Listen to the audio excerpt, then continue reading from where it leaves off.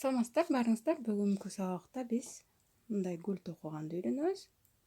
Бул гүлдү биз токулган нерселерге кооздоочу атрибут катары колдонсок болот жана ортосуна шуруу, мончок ар кандай декорация үчүн колдонуучу нерселерди колдонсок болот. Демек, бизге эмне керек? Жип жана илмек.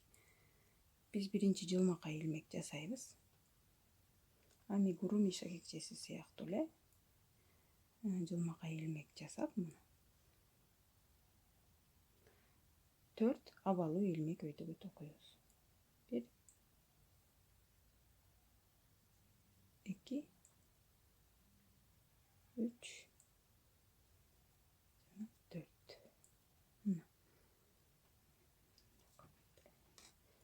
Эми 2 жолу жаманчысы бар илмек кылдык дагы. Ушул шакекченин ичине салабыз.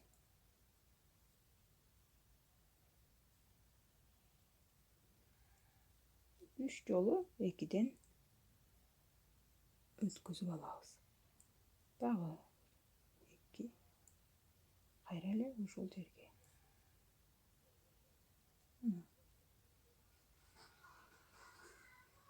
2 3. Демек, эми дагы 4 жолу абалуу илмек.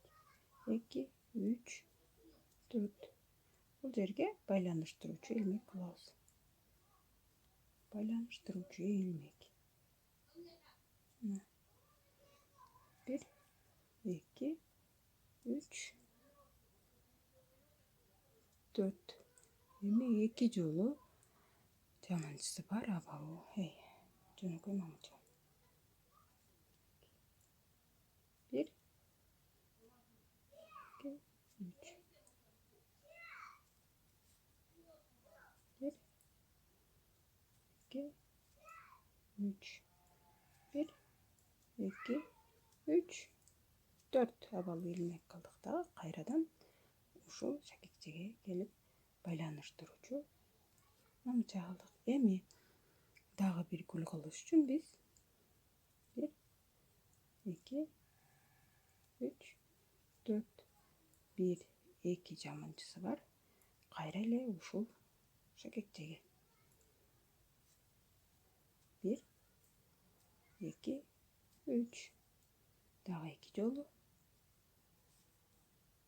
1 2 3. Эми дагы 4 абалуу илмек. 2 3 4. Аны дагы кайра эле ушул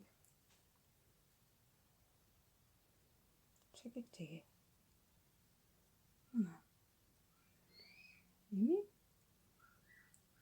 бизде деген 3 жалбырактуу гүл болду азыр.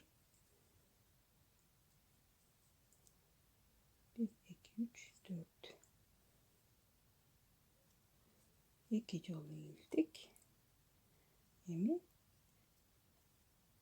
дагы эле ушул шакекченин ичине салып 2 жолу 2 жаманчысы бар мамычаны токуйбуз.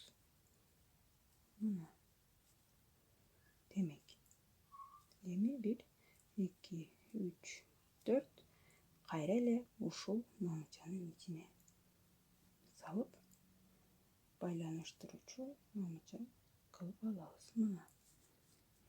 Эми бизде кыска жип калган. Ушул кыска жипти тартканыбызда ортосу биригиш керек.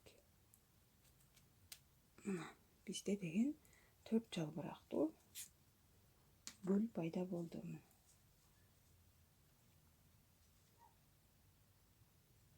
Ал эми бул 5 жалбырактуу болду. 1 2 3 4 5.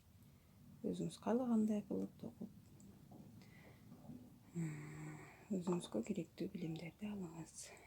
Кийинки сабакта жолугушканча